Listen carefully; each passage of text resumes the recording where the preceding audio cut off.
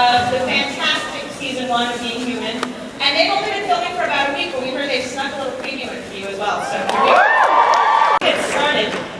Give us a little nostalgia maybe to begin. It's got to feel like an age since you guys did season 1. But watching that, what's the one thing that stands out to you most? What's the best experience of filming season 1 for you guys? Seeing Sam Witwer's chin dimple. I'll flex it.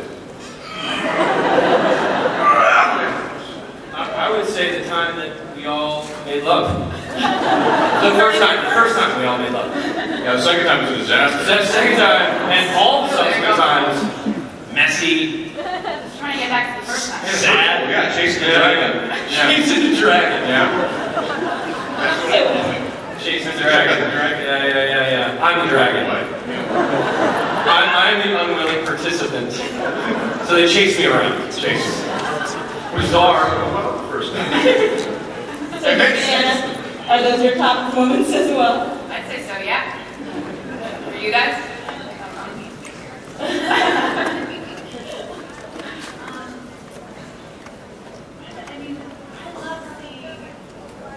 I love seeing how strong Sally gets at the end of that first season. I really love seeing that anger and that fire, and just how everything gets so complicated and messy at the end, and teeing everything up for what I hope and think is a great season 2. I love the fact that we did not get divorced. So it's all good after that. For those who don't know, Jeremy and Anna are married and just had they had twins, right? One, skip 2, and went straight to 3. Yeah. 3 babies. And this is their first outing out, so it's a pretty big deal for the company. Yes, right? big date night. Big date night. So it's kind of an exciting story about how you all sort of came to Being Human. So maybe talk a little bit about coming to the show, developing this for you, the North American market, and what that's been like, given the fact that there's the UK series on at the same time as you're doing that. Well, I think for Anna and myself, being married but never had, well, we worked together once briefly. That's where we first met, but we were never a team before this, a writing team. So I was joking about it, but that always is a big issue. Coming together as a writing partner as well, also being married. It's fraught with every possible thing, but when we were approached to do the idea, we were both huge fans of the BBC version, so I think it's always a challenge and a little bit intimidating to try and follow in the footsteps of something like that while forging your own path. And I think that's probably what I'm most proud about from last season, is the way we sort of blended the BBC version and then ours, and I think this year you'll see that we are striking out on a pretty farly different path than the BBC version, which I think everyone up here is tremendously excited about. We really are laying down our own sort of framework here, and yeah. Can you see these guys eating Hershey's Kisses over here as if they need more sugar? Please. So, now that you're starting season 2, lady and gentleman, where would you say your characters were at the time you last saw them in terms of their journey of being human? And where do you want to see them go in season 2? Where are you going to take them? Yeah. Pretty much. I gotta say, I'm very proud of Josh's journey in season 1. I'm very, very happy where he ended up. I felt like there was like a tremendous amount of growth for the character. That was actually part of the exciting thing for me. It was like getting the scripts every week and seeing how much the character was growing. And so, it's exciting to me because, we had this big 7-month break, and the whole time I was looking forward to picking up where we left off. And so far it's been a disaster. Just disastrous. No, but it's cool. He's stronger and he's kind of more in tune with what he is, and he's accepted himself a little bit. And his relationship with Nora has developed in very, very interesting ways. And so it's just been It's been awesome. Yeah, I think for Sally, over the course of the first season, she's really learned more about who she is in her death than she ever did in her life, and really found out what she's made of, and she's really sort of coming into her powers. So it really leaves off, I think we leave off 3 weeks after we stop. So it's going to be really interesting to see where it goes. Aiden's been struggling with this whole going clean thing, and throughout his entire 250-some-year life, he had this father figure that loomed over him, and that relationship was very complicated. There was a great friendship there. There was also fear, all kinds of crazy stuff. And so, at the end of the season, Aiden frees himself from that, and before he can take a breath and enjoy that, he thinks, "Oh my God, did I do it? Am I free? Can I really pursue this being human thing?" And then no. Hageman shows up and goes, "Check this out." No. And one of the things Aiden has been trying to do in the first season is, if you're trying to get off of like what is essentially a drug habit, you can't hang out with your drug buddies. So he's trying to stay away from the vampires. And unfortunately, I think the second season, that's not really an option anymore. He actually has to really participate and take care of some stuff in ways that he is maybe not the best, he's not really prepared for.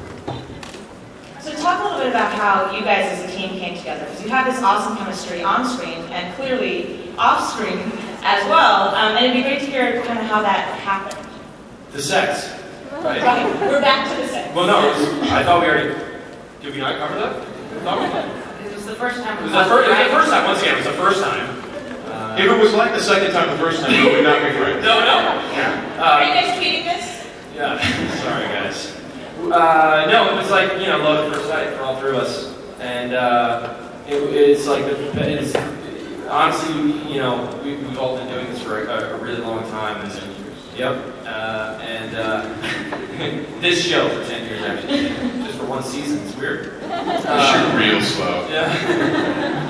But getting to go to work every day with people you genuinely love, with the exception, of course, of Megan. It's obvious to everyone. Is just like the coolest experience in the world. I honestly, it's very, very. I feel very fortunate. Yeah, our days are very demanding, physically and emotionally, and it just it makes the long hours a lot easier to have people that you can joke around with and laugh with and fuck. Maybe there's a sign in front of your You can't follow it. You can't follow it. Oh! Yeah, it says right here.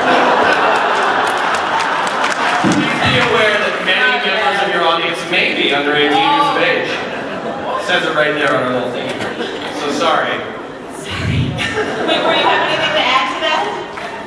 Enough said. I'm pregnant. I don't know which one. What's it gonna be? How's he doing in What about for you two, Jeremy and Anna, having to sort of be the parents of this exciting That's a opportunity? really good call. That's a really good call. What's that like for you guys? I mean, we feel incredibly blessed that they have the amazing chemistry that they do, and I mean, there was really never any other combination that worked. The second we were testing the trio with the network, when we saw them, we're like, well, that's the show. That's the show I want to watch and have in my bedroom every night.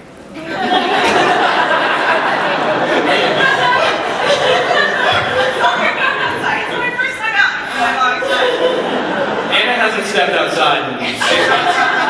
This is literally the first time she's seen light. It's like so bright. So they work together so seamlessly, and it's also just really refreshing and really great to have people who care so much about their jobs, and they're really passionate, and it's just really gratifying. We have great discussions about the scripts, and they behave most of the time.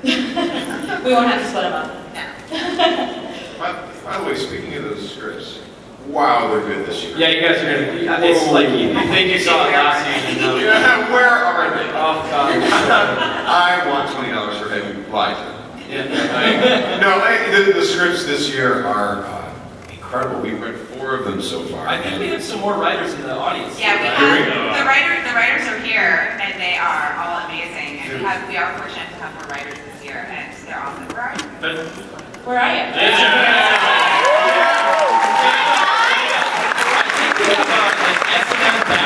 Is that right? Yes. she's one of ours. Yeah. This is our writing Yes, staff. 100%. That's Yeah. right, exactly. I approve this natural costume. But The scripts are really something else, though. Like, from the word go, A, these are amazing. B, how the hell are we going to shoot this in the time we have? A lot of, they're very dense, a lot of stuff going on. Jeremy, were you going to add something to that? I was just going to say, but it bears noting the chemistry of these 3 extends way beyond, and I think it goes to the writer's room, which is an incredibly fabulous group of talented and just warm and generous people, all the way up to the production crew in Montreal. I've never been around such a diligent, friendly, like they were saying, you work so long and you work so hard, and it's very nice to be in the trenches with such wonderful people. So we're all feeling very lucky. Loved. So let's talk a little bit about where your characters are at right now. So Megan, Sally maybe had the biggest arc in terms of going from meek spirit to totally malevolent, poltergeist level lady. And for you, what's it like? You can clap for that. So what's it been like for you to play that arc, and you know, how are you feeling about being a poltergeist? It's draining. It's amazing. I mean, really, is there anything better you can ask for as an actor to play a range like that and to get that special effects makeup? It was so much fun because I think that episode in particular was the first time we really saw Sally, you know, taking control, and it was sort of after she was so devastated by everything, and it was her last attempt to really have an impact on someone, and we really see her character when she's at you know, her rock bottom. And you know, I think that sort of triggered something in her that makes her even more powerful than she ever was, and possibly more powerful than the 2 of these guys. Just saying. By the way, I got just to add to that, like the stuff that Jeremy and Anna and our amazing writing staff, the stuff that they've come up with this year for Megan, for Sally character, is Thanks, guys. so beyond cool. It's So when you start cheering for her character in a big way and seeing all this amazing stuff, it's not her. No. She has nothing to do with it. But it's like, you know, actually, you know, Gary, like, people have asked, like, what are you looking forward to for this season? And my answer was always, you know, whatever I came up with right now on the spot pales in comparison to what I'm sure they're coming up with for us. And it's so true. Like, all the stuff that I had hoped was going to happen is so far exceeded and so amazingly well drawn, and, like, exploring sides of the ghost character, especially that are, like, But also so cool. absolutely unpredictable. Yeah. We for the first season when we were shooting, we stayed away from watching the British series because we were like, these need to be different characters. We need to do our own thing. And then since then, we've seen the British series and become huge fans. Huge fans. It's amazing. And if you haven't seen it, go out and get the DVD. It's really good. But likewise, because they knew that they were going to diverge entirely for the second season, they haven't seen the British second season. So it's just from the beginning entirely different and unpredictable. And because I like the second season so much in the British series, I feel like I was a tough audience, and I really love what we're doing. So Sammy, to go to Josh for a second. Josh is kind of like the house dad. He's a sweet, lovely, wonderful guy. We also saw so many hints in the first season of this complicated human past that he has. Right. Where's that going? And are we going to see some of that? Your, you know, lovelorn fiance and all of those kinds of things. I can't tell you. I have to sneak it in. They suggest you ask these questions. First of all, I'm going to go ahead and say, and I'm fairly certain you'll all agree with me, Josh is much more like the house mom. Yes. Than the house dad. Yeah, I'm like definitely the dead mother, for sure. Yeah. He's the dad, and she's the kid. Like that, if we're talking family here, that's the deal. But yeah, I mean, I don't know how much of that I can kind of... Or how do you play it? Talk about that, sort of expressing all of that. Yeah, well, absolutely. I mean, I think Josh's backstory is what forms him and what informs every, every. This is for sci-fi, by the way. Say hi to sci-fi, everybody. You're all gonna be online, so there's a waiver that you're gonna have to sign. There's gonna be a line outside. Line outside. You will not leave Italy. But yeah, he's like I said, grew a lot last season. So the things that were haunting him last season are ghosts are still definitely under the surface. But the cool thing is he's stronger, so his coping mechanism is stronger. And you've worked out a lot between seasons. I've worked out a lot. Yes. And where I've gotten physically stronger. Oh my God, he's about 25 to 50% stronger than he was last year. Believe me, he's lifted so many heavy objects, and then in fact the objects started getting heavier, and he's like, I'm gonna lift the heavier one. Exactly. He's like, whoa, look at that. The next thing you know, I lifted Whitworth. Yep. Heavy objects. Heavy. Exactly. So Sam Whitworth, going to your character now, because we want to make sure we have time for your questions. Sorry, guys. It's very exciting. So we see Aiden have these really heartbreaking moments over the course of the season. He falls in love, he has to stay her. He makes a friend in the neighborhood, he's got to save him.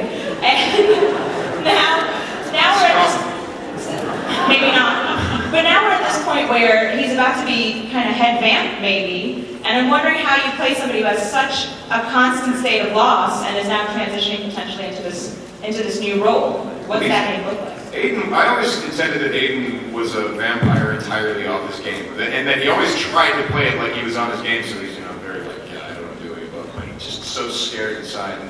And we see even more of that in the second season because he's completely off the rails at this point. Bishop is not around, and let's remember, it's interesting. I was really interested by the way that Bishop was written. Aiden and Bishop were written last year because we didn't see them be friendly that much, but I certainly got that they were super close. For some reason, I don't know, I don't want to speak for the audience, but the audience definitely got it. Take it from the audience. Yeah, anyway, so for it's a huge deal for Bishop to be gone, and Aiden being so ridiculously up to him. Remember, this is the only time he's ever been actually successful at this. When we see him with Celine back in the day, I think the implication is he's still swiping someone, or he's doing some things that she would find reprehensible, but he's kind of being cool about it, or he's maybe sucking out a blood bag every now and then. But this is the first time he's had any real success, and even at the first episode, he kills a girl. Oops. So this is a guy who isn't ready to be on his own yet, and he's trying to be more open with his roommates.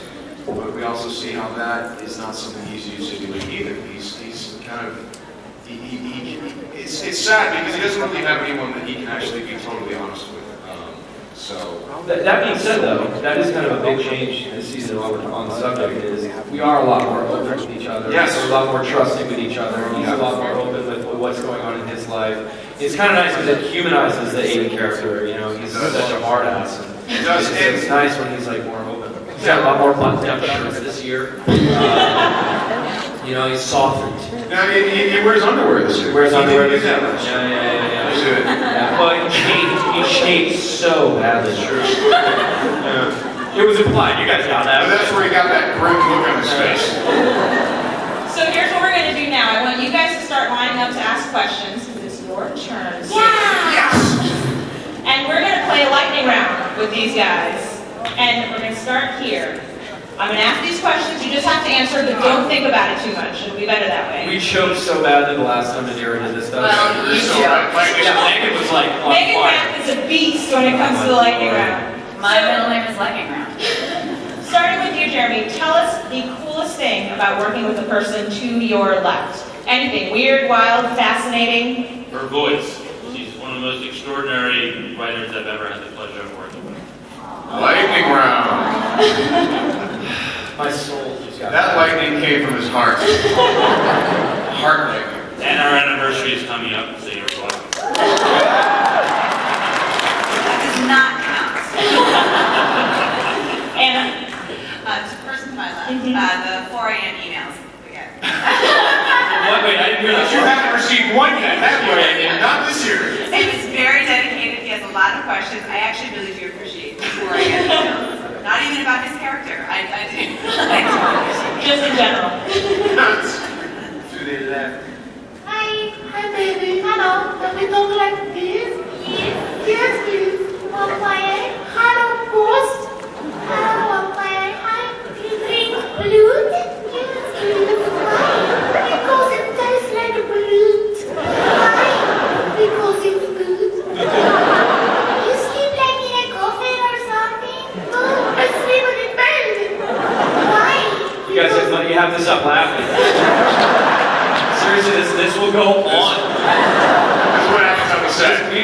We cost sci-fi money because of this shit.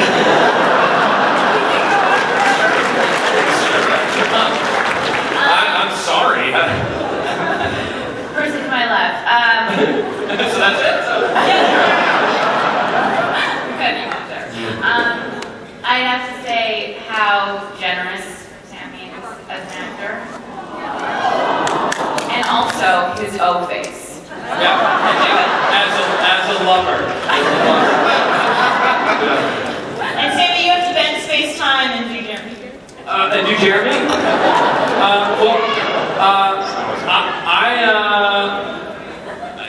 What can you say about Jeremy Carver? I think that Jeremy sees a lot of Josh in himself.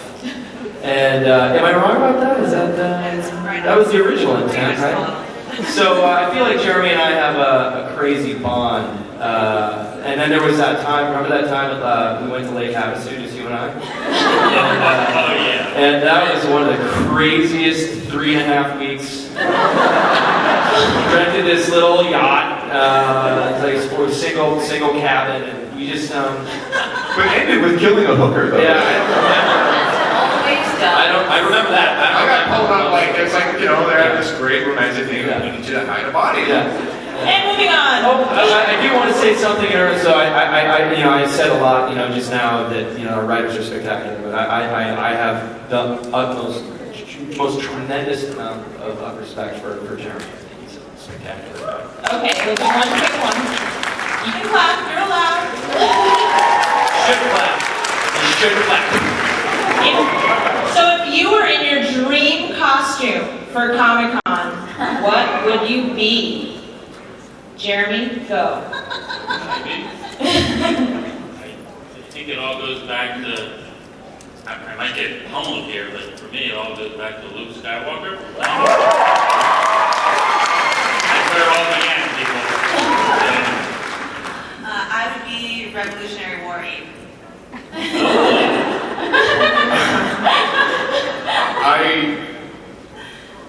Sorry. Leia. I guess I be myself in the Star Wars game. What Star Wars game? I think it's clear. I think it's probably Voltron, but except with lion heads, he's got like Schwarzenegger faces. And he goes,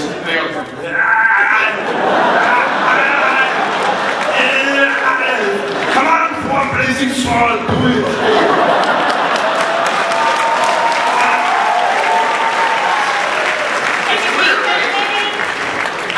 I'd be either a Walking Dead zombie or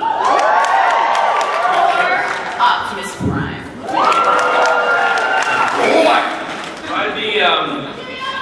I'd be Jimmy Olsen.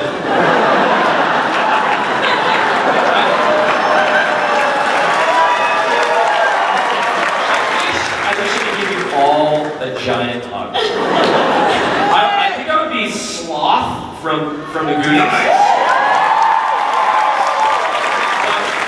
But my left arm would be Chunk.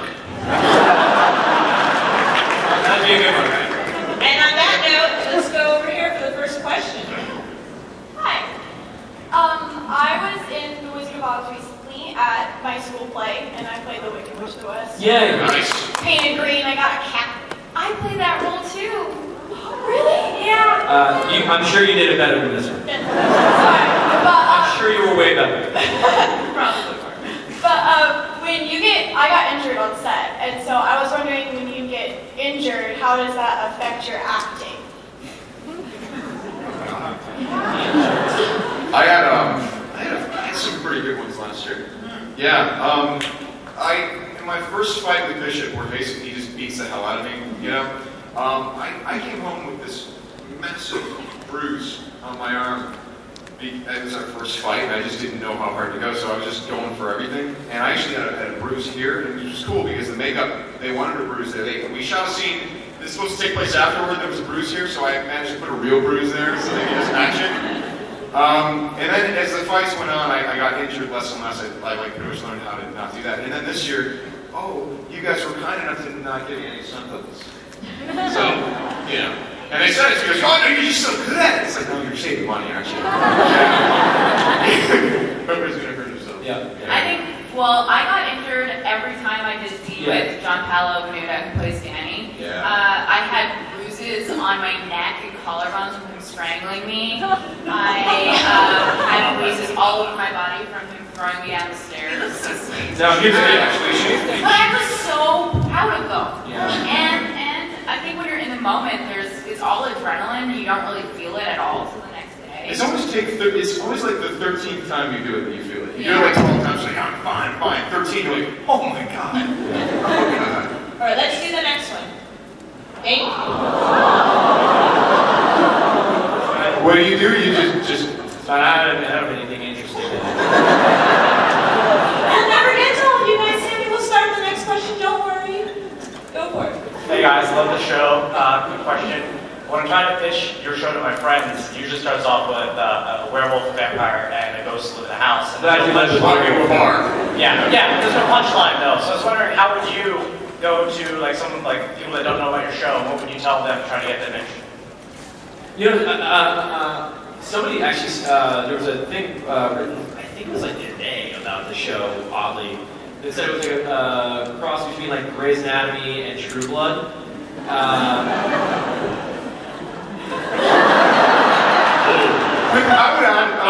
like stopping talking now. There's actually a little bit of what's happening in there, isn't it? Yeah. I think. A little bit of hanging with Mr. Cooper. Yeah. No, but like, actually, you know what? Jeremy always had a very good way of explaining what the show is. There's been a writer on our staff that's been texting me for the last hour. My crotch has been vibrating for the last hour. I didn't actually hear. Dingus is still drunk. Over there? Somewhere? Yeah. I don't think you can I think what we usually say is that it's 20-somethings going through a lot of the problems that normal 20-somethings would go through, and they just want everything that you want. They just want to be normal, but they happen to be monsters, so their problems are that much greater. Everything we take for granted are what these three desperately crave. And of course, we have the advantage of using vampires, werewolves, and ghosts to help us express that. And it's also, the theme of season 2 is the harder you try to become human, the more monstrous you become. Right. Maybe. Hi. Sam Huntington, Dylan Dog was the most underrated movie of this decade. It's amazing. Thank you. That's so nice of you. I worked my ass off on that film. It looked like it. You had zombie. Megan, you look hot. Thanks, so do you. This one. Megan, are you anticipating a wardrobe change? Is there any way to get a new outfit on you? Well, I don't know how much I can say, but Yes. that's it. Hopefully there will be a little something when it comes to Sally's wardrobe. It's funny, we started shooting 2 weeks ago when I got on set and I got back into my outfits, and same hair, same makeup. She's like, man, alright. She is shaking this year. We should. Oh, seriously?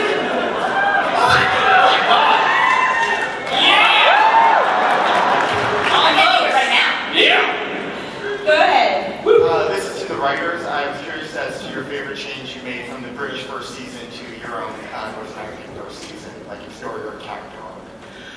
I think, if I may say, I liked, obviously we had more episodes to play with because we love the British series so much, and I think we felt so lucky that we had more time and more space to tell the stories. And I personally really liked getting into the backstories more and sort of how people met and what happened in their interpersonal relationships. So I really loved being able to go to Josh's house and meet his parents and see that play out. Thanks. I love that too. That was fun. That was a great episode.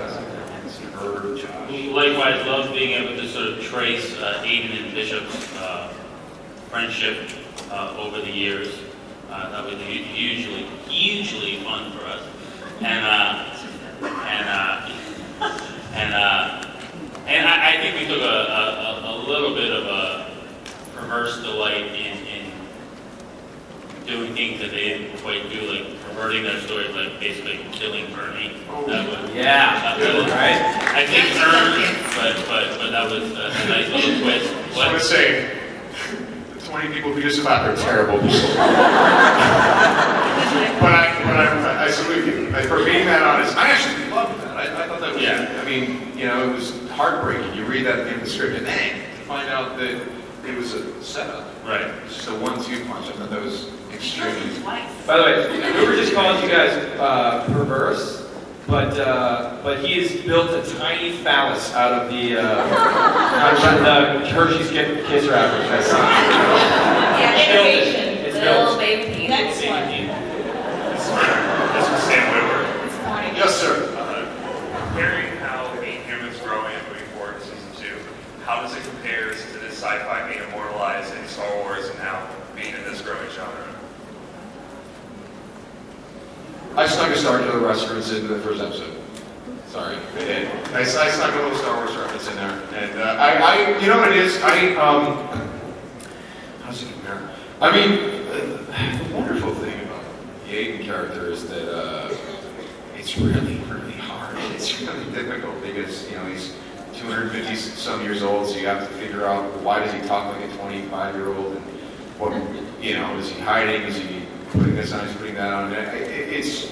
They're kind of different challenges, but I'll say this: I really love getting the opportunity to develop a character over, I guess in this case, 23 episodes. Like, you know, we shot now 14.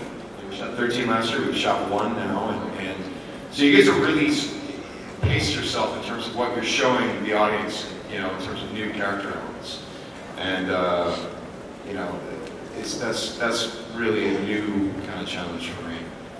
So. Next question. This is for the writers.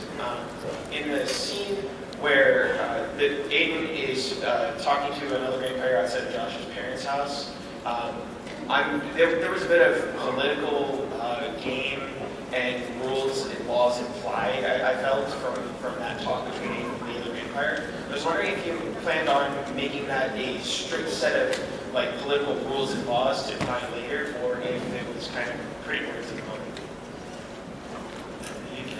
In terms of with Aiden and Marcus, if you could kill him or not, is that what you're talking about? Sorry. Yeah, he convinced him to stay away from Josh and almost put himself on the line to do that, but it seemed to be defined through like politics. They actually have this one of the wonderful things that you guys have done is that a lot of the questions that I came up with last year, I mean, you just kind of hit them with us, and they have it all. They know it all. There's so much backstory, and the wonderful thing is they don't push it in your face in the episodes. It's implied, and if you watch, it's hopefully there is a feeling that yes, there's a wealth of history and a wealth of political rules and all this stuff.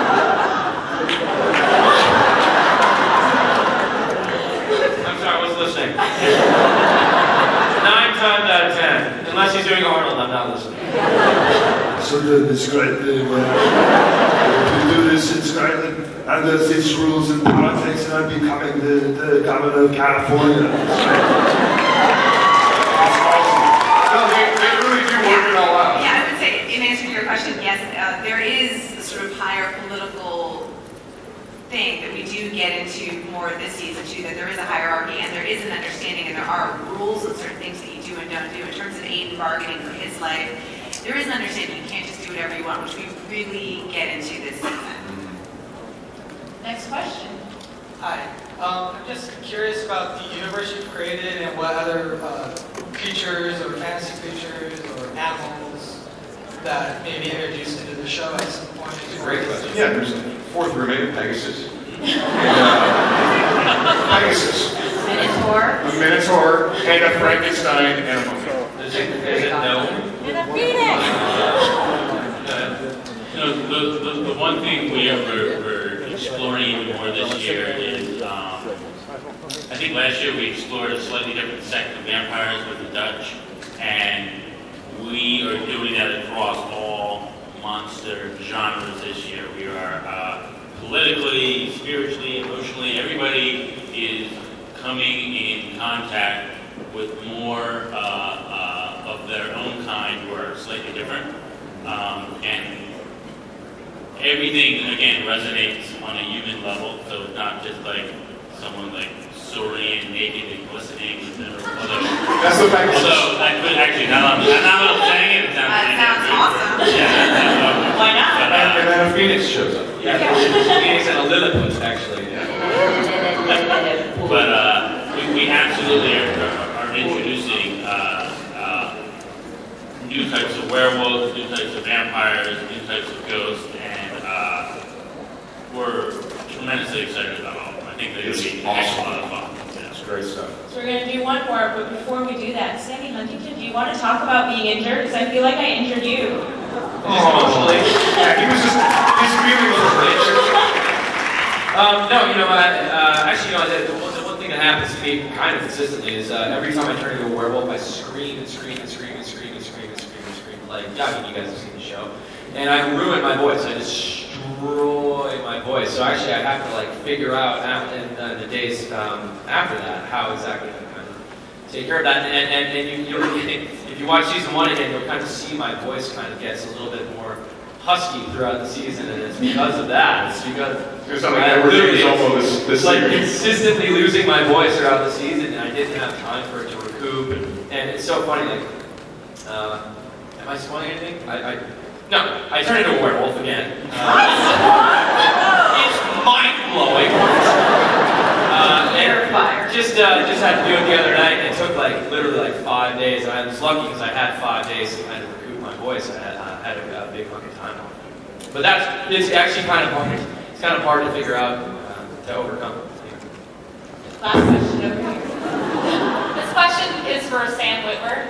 I'm curious, there's a lot of vampire garbage out there, and I'm wondering where you derive your character from. Because I really like Aiden. I haven't. No, we're not getting racial vampire garbage, right? That's different.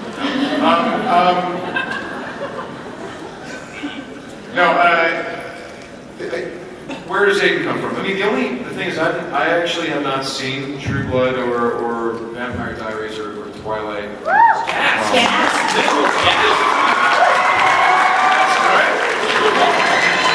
That's when they break out the rotten fruit and vegetables. No, but I haven't seen any of that stuff. So it's basically, I actually don't know if in fact it's original or if I'm doing a lot of what other people have done before. I don't know. It's what's up? As I heard, you're doing exactly the same, but it's awesome. It's fine. Love it. They're garbage. Great. No, but you look at the scripts and you go, Tell me the gin. look like a script. Where's Karen? Hello. I look like a bot. Dude, that made me very happy. Okay. That sustained me for a while. It's fascinating. I think the vampire thing is ridiculously cool, but I'm coming at it from having seen the old black and white Dracula, Which, by the way, I just love how Vampires are just all sexy and not coming in for the kill. There's the neck and coming in. Oh, thank you. Said it. Just wait. But why is it that they, you know, they come in and there's just no easy way to do the final moment with them coming in and then they go.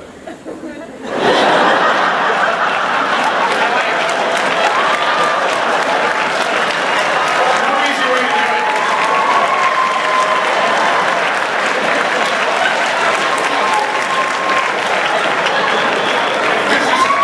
You just lose all the sex appeal, but that's why the victims are like, you know? That's why they're like that. It's not because this hurts, it's because, whoa! They're sticking with you and you're doing this with the face! And on that awesome note, we have to say thank you